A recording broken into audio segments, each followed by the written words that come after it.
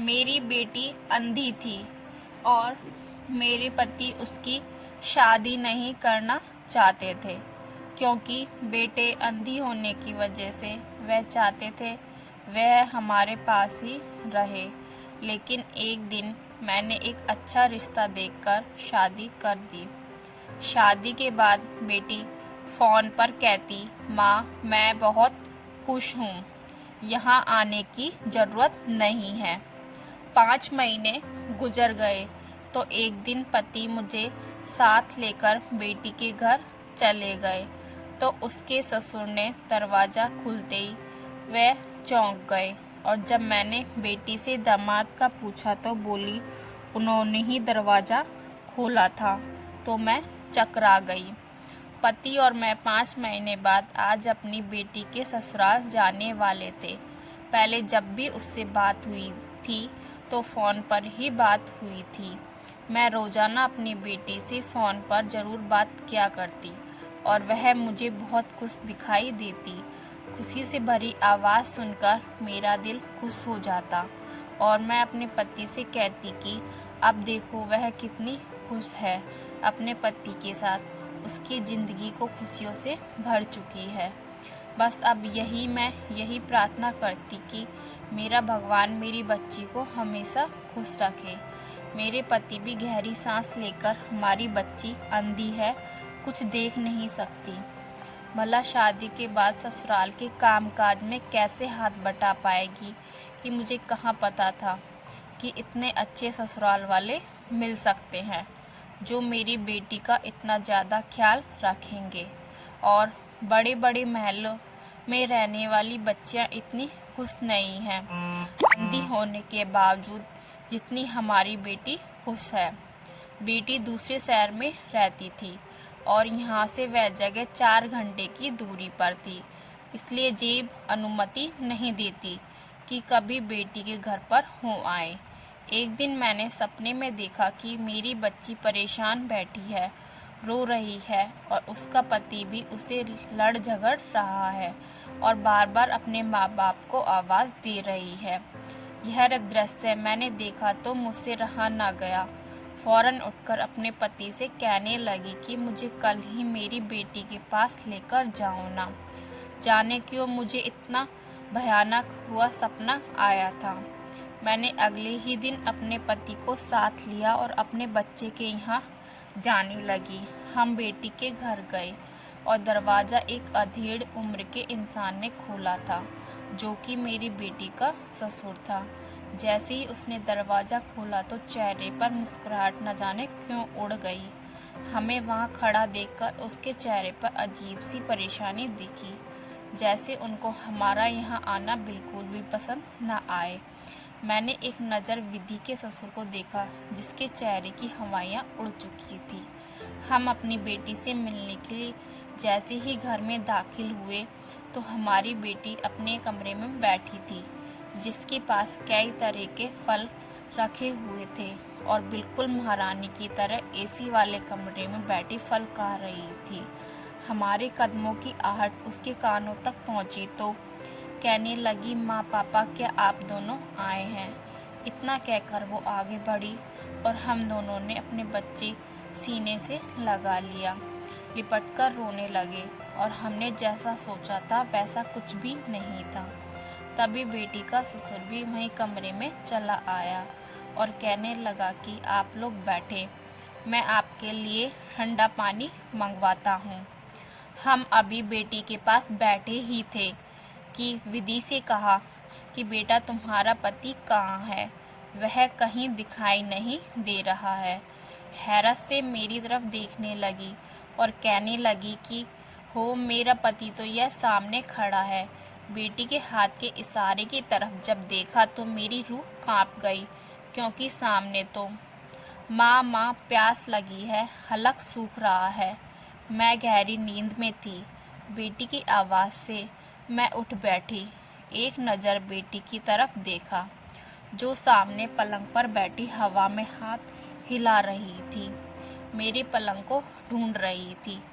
बेटी को देखकर मैंने एक गहरी सांस ली और उठकर पानी का गिलास भरकर बेटी को अपने हाथों से पानी पिलाने लगी। मुझे हर बार अपनी बेटी की हालत पर बहुत डर सताता था। अगर कोई चेहरे को देखता तो उसे गुरूर होता था। जो एक बार मेरी बेटी को देख लेता दूसरी बार जरूर देखता। आखिर मेरी बेटी थी ही इतनी सुंदर। मगर जब किसी को पता चलता कि मेरी बेटी अंधी है, हाथ लगाकर रह जाता। माँ बाप के किसी बड़े पाप की सजा होगी जो इतनी सुंदर बच्ची अंधी पैदा हुई। और वरना दुनिया में इतनी हसीन लोग बहुत कम ही देखे जाते हैं। जब मैं अपनी बच्ची को चुपचाप एक जगह बैठे हुए देखती तो मेरा दिल टूट जाता। मेरी तो तमन्ना थी कि मेरी बेटी यह रंग बिरंगी दुनिया देखे। वह तो सिर्फ अपने माँ बाप को पहचान सकती। वह चीज़ों को सुनकर और महसूस करके अपने दिल के जरिए महसूस करते हुए थोड़ा बहुत चल सकती थी और हमारी आहट से हमें पहचान सकती थी। मैंने बेटी को पानी पिलाया।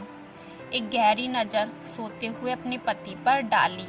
थका हारा अपने बिस्तर पर लेटे था। विधि हमें हमारी जान से भी ज़्यादा प्यारी थी। दुनिया वाले इसके बारे में जो भी सोचते हैं, मगर हमारी तो जान हमारी इस बेटी में बसा करती थी। बेटी जवान हुई तो मेरे दिल में भी अजीब सी ख्याल आने लगे। मैं अपनी इस अंधी बेटी में भी गुण तलाश करने लगी। जब भी गांव में किसी लड़की की शादी की खबर सुनती तो मेरा भी दिल करता कि मेरी बेटी की भी शादी हो। जब एक दिन मेरा पति घर वापस आया तो काम से थका हारा वापस आया था। बाप के कदमों की आहट सुनते ही मेरी बेटी फौरन आई और दीवारों पर सहारा लेते हुए किचन में चली गई। वहाँ अपनी जगह पर वाटर कूलर रखा था। बेटी ने पानी भरा और गिलास लिए अपने पापा के पास आ गई। कहने लगी, पानी पीजिए, बहुत थक गए होंगे। घुटनों के बल बैठ गई और फिर उनकी टांगें दबाते हुए पैरों से जूते उतारने लगी।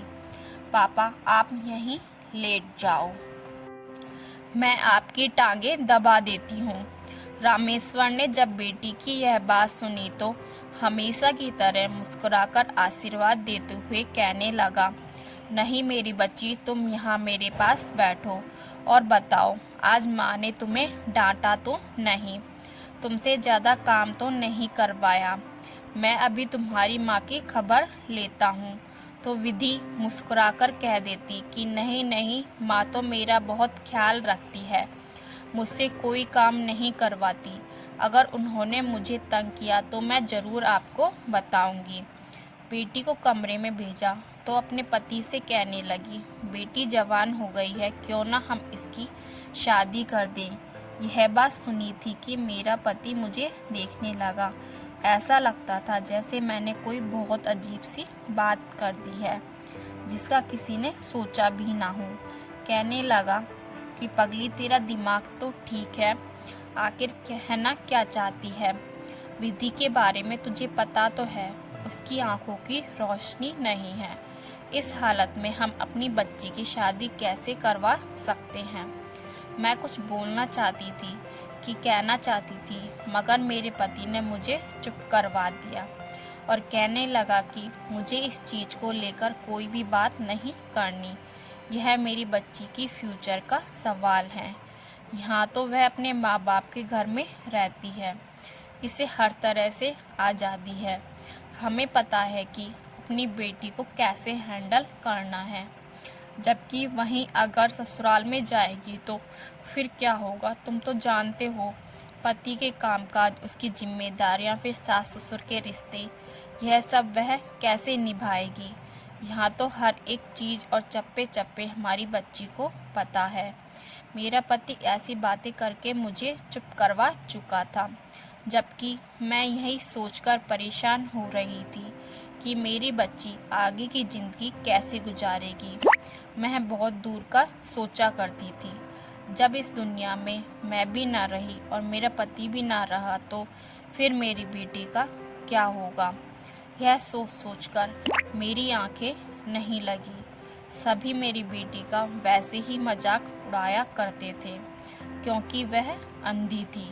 एक तो औरतों ने तो यहाँ तक कह दिया था कि अच्छा होता जो ऐसी औलाद पैदा होने से पहले ही मर चुकी होती। जैसे जैसे बड़ी होगी दो तरह के मामले खड़े होंगे। तो मैं यही प्रार्थना करती कि हे भगवान कोई अच्छा सा रिश्ता आ जाए। मेरी बेटी देखने में बहुत सुंदर थी, स्वभाव बहुत अच्छा था। अगर घर का अंदाज़ा ऐसे हो जाता तो यह हर काम बड़े ही अच्छे से कर लिया करती। एक दिन रिश्ते लगाने वाली हमारे घर आई और कहने लगी कि मुझे तुम्हारे घर के बारे में बताया है कि तुम्हारे घर में जवान बेटी है, तो क्या मैं उसका रिश्ता करवा दूं? अचानक से रिश्ते की बात सुनकर हैरत में पड़ गई। कहने लगी कि आपका दिमाग तो ठीक है, क्या आपको पता नहीं मेरी बेटी अंधी है, उसे कुछ भी दिखाई नहीं देता, हम उसकी शादी नहीं करवाना चाहते। तो वह हंसते हुए कहने लगी यह सब कुछ मैं जानती हूँ और मैंने उनको भी बता दिया है। वह खाते पीते घर का लड़का है और इकलौता विजय तुम्हारी बेटी को खुश रखेगा। यह बात सुनी तो खुश हो गई। फिर से उम्मीद जागने लगी कि मैं अपनी बच्ची की शादी उसी घर में करवा दें। उन्हें मेरी बेटी के अंधेपन से कोई मतलब नहीं था। वह अमीर लोग के घर में नौकर चाकर थे। काम काज के लिए उनके पास नौकरानी बहुत थी। बस मेरी बेटी के अच्छे आचरण की वजह से इसे अपनाना चाहते थे। मगर एक बात समझ नहीं आई थी, उन लोगों को मेरी बेटी का पता कैसे चला था। खैर जैसे ही रात हुई तो मैंने यह बात अपने पति से कही।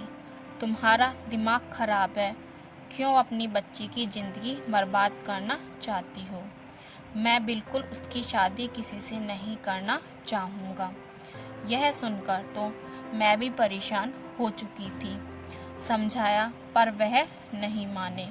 अगले ही दिन मेरे कहने पर लड़के वाले हमारे घर आ चुके थे। उस समय मेरा पति घर पर ही था। वह लोग बड़े ही अच्छे व्यवहार के थे। उन्होंने जब मेरी बेटी को देखा तो साथ आए और अपने मेरी बेटी को सीने से लगा लिया और कहने लगे यह तो बस हमारी ही बहू बनेगी। मेरे पति कहने लगे कि मैं माफ़ी चाहता हूँ, मगर हमारी बेटी अंधी है और हम नहीं चाहते कि उसकी शादी करें। शादी के बाद एक लड़की पर कई तरह की जिम्मेदारियाँ आ जाती हैं, वो जिम्मेदारी नहीं निभा सकती। वह लोग कहने लगे कि यह सब कुछ आप हम पर छोड़ दें। पहली बार हमारे घर में आए तो फल और शगुन की थाली लेकर आए। इसी के साथ 15,000 रुपये विधि को दिया। कुछ दिन बाद फिर आए। मैं तो बिल्कुल इस रिश्ते से राजी हो चुकी थी, मगर मेरे पति नहीं माने। उन्हें इस रिश्ते पर राजी होने में 2 महीने लगाए। विधि भी मन की आँख से वह सब कुछ पहचान रही थी। शादी की डेट फिक्स करने लगे तो वह लोग अपनी रीति रिवाज के मुताबिक ही सारे काम कर रहे थे। हम अपनी रीति रिवाज के मुताबिक ही शादी करेंगे। एक दिन को हमारे घर आए और कहने लगे कि हमारे यहाँ लड़की की शादी लड़के के यहाँ आकर की जाती है, क्योंकि यह सफ़र लंबा है। 4 घंटे बाद में हम यहाँ पर पहुँचेंगे, इसलिए हमारी शादी लड़के से वहाँ जाकर ही की जाती है। यह सुनकर हम थोड़ा सोच में पड़ चुके थे, आखिर ऐसे कैसे हो सकता है, मगर फिर हमें मानना पड़ा, क्योंकि जल्द ही हमारे संबंध अच्छे हो चुके थे। हमने यह तय किया कि वह लोग हमारी बेटी लेकर उनके घर पहुँचेंगे और वहाँ पर दोनों बच्चों की शादी कर देंगे। और उस दिन हमारी बेटी हमारे घर से विदा हो उन लोगों के साथ चली गई। हम लोगों को दहेज का सामान लेना था। अगले दिन जब हम गाड़ी में सामान रखकर अपनी बेटी के यहाँ जाने लगे तो रास्ते में एक्सीडेंट हो गया, जिसकी वजह से रास्ता ब्लॉक हो चुका था।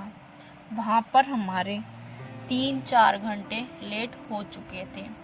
दूसरे रास्ते से जाना पड़ा, जिससे हम 5 घंटों का रास्ता तय करके अपनी बेटी के ससुराल पहुँचे। जब वहाँ पहुँचे तो मेरे पैरों के नीचे से ज़मीन निकल चुकी थी कि मेरी बेटी की शादी हो चुकी थी। मेरी बेटी का पति उसकी तरफ खड़ा था, जबकि सास ससुर उसके साथ बैठे फ़ोटो खिंचवा रहे थे। तो हमें देखकर वह लोग आए और माफ़ी मांगते हुए कहने लगे कि आपने आने में बहुत देर कर दी थी, इसलिए हमने शादी करवा दी, क्योंकि पंडित जी को कहीं और भी शादी करवाने के लिए जाना था। हमारी बेटी की शादी हो चुकी थी, हमें और क्या चाहिए था। बेटी को आशीर्वाद देने लगे। वह घर एक महल जैसा था। हम बेटी को वहीं विदा कर आए तो अक्सर बेटी को फ़ोन करके पूछते रहते, तो वह कहती कि मैं यहाँ बहुत खुश हूँ, यहाँ पर सभी बड़े अच्छे हैं, मेरा बहुत ख्याल रखते हैं। कभी किसी ने मेरे सामने ऊंची आवाज़ में बात तक नहीं की थी। मेरे पति भी अपने काम में व्यस्त हो चुके और मैं भी घर के कामकाज में लग गई। ऐसी ज़िंदगी गुजरती रही। मैं बेटी से कहती किसी दिन हमारे यहाँ पर चक्कर लगाओ, तो कहती कि मैं यहाँ पर उनके रिश्तेदारों से मिलने के लिए आ रहे हैं। दूर दराज में हमें दावत के लिए जाना होता है, इसलिए हम अभी नहीं आ सकते, तो मजबूरन मुझे भी चुप रहना पड़ता। मैं सपने में अपनी बेटी को देखती जो गहरी खाई में गिर रही है, जिसे मैं चाहकर भी अपनी बच्ची को न बचा पाते। एक बार तो हद ही हो गई। मैं अपनी बच्ची को खुद अपने हाथों से धक्का दे रही थी। यह सपना मुझे बेचैन कर गया। उस दिन बेटी को फ़ोन कर बोला, मैं तुमसे मिलने आ रही हूँ, तुम खुश तो हो ना। मेरी बेटी मुस्कुराकर कहने लगी, हाँ माँ, मैं बहुत खुश हूँ। तू तो जैसे उसके शब्दों से जाहिर हो रही थी। कहने लगी कि आपको यहाँ पर आने की ज़रूरत नहीं है, मैं बहुत खुश हूँ और खुद ही आपके घर आ जाऊँगी। लेकिन 4 घंटे का सफ़र तय करने के बाद अपनी बेटी के घर के बाहर पहुँच चुके थे। दरवाजे पर बेटी के ससुर ने दरवाज़ा खोला। हम समझ रहे थे कि हमें देखकर मुस्कुराएंगे। उनके चेहरे पर अजीब सी परेशानी आ गई थी। उसका रंग पल भर में फीका पड़ चुका था और हम घर के अंदर दाखिल हुए तो हमारी बेटी अपने कमरे में बैठे आराम कर रही थी। बेटी फौरन उठकर हमारे सीने से लग गई और खुशी के मारे रोने लगी थी। हम वहाँ कुछ देर बैठे और पूछने लगे, बेटी तुम्हारा पति नहीं दिख रहा, अभी तक घर नहीं आया। तो बेटी कहने लगी, आप क्या बात कर रहे हैं, वो तो आपसे बातें कर रहे हैं। मेरे सर पर पहाड़ टूट गया था। वहाँ तो बेटी के ससुर बैठे थे। बेटी बौखलाकर उठ खड़ी हुई, कहने लगी कि नहीं माँ, तो घर में कोई नहीं है, मैं तो अपने पति के साथ इस घर में रहती हूँ। मेरा पति गुस्से से उठ खड़ा हुआ और बेटी के साथ उनको कहने लगा, यह क्या कह रही है, आपका बेटा कहाँ है। हम तीनों ही हैरत में थे, कुछ समझ नहीं आ रहा था। तभी वह इंसान जिसकी उम्र 50 से 55 आसपास थी, गला साफ करके कहने लगा कि आपकी बेटी विधि मेरी पत्नी है। यह सब हम पहाड़ बनकर टूटी थी। मेरा पति आगे बढ़कर उस इंसान का कॉलर पकड़कर कहने लगा, यह क्या बकवास कर रहे हो, यह तो तुम्हारी बहू थी। वह कहने लगे, दरअसल मैं अपना घर बसाना चाहता था, बहुत कोशिश की मगर मैं अभी तक कुंवारा था। मैंने अपने सगे भाई बहन को ब्याह दिया था, वह दूसरे मुल्कों में जाकर बस गए। जब मैंने शादी करने का सोचा तो कोई भी शादी करने को तैयार ना था, क्योंकि मेरी उम्र हो चुकी थी। उसे रिश्ते वाली से कहा कि जैसे भी करके मेरी शादी करवाओ। उसने मुझे आपकी बेटी के बारे में बताया तो मैं शादी के लिए तैयार हो गया। मुझे दिल ही दिल में भाने लगी थी। मैं जानता था कि आप अपनी बेटी की शादी मुझसे नहीं करवाएंगे, इसलिए यह सारा प्लान मैंने बनाया था। और फिर शादी मैंने आपके आने से पहले ही शादी कर ली, ताकि आप लोगों को पता ना चल सके कि आपकी बेटी की शादी किससे हुई है। यह खबर हम तीनों पर बिजली बनकर गिरी थी। मेरे पति उस इंसान को मारने लगा। बेटी भी अलग रो रही थी। उसी समय अपनी बच्ची को साथ लिया और वापस चले आए। इसके बाद विधि का पति कई बार आए और माफ़ी मांगने लगा।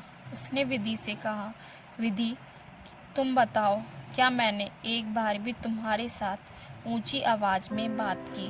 क्या तुम्हें कभी कुछ कहा? तुम्हें हाथ का छल्ला बनाकर रखा था, तुम्हारी हर ख्वाहिश पूरी करता था, तुम्हें एहसास ना होने दिया कि तुम्हारे पास आंखें नहीं हैं। फिर विधि दिल ही दिल में अपने पति को पसंद करने लगी थी।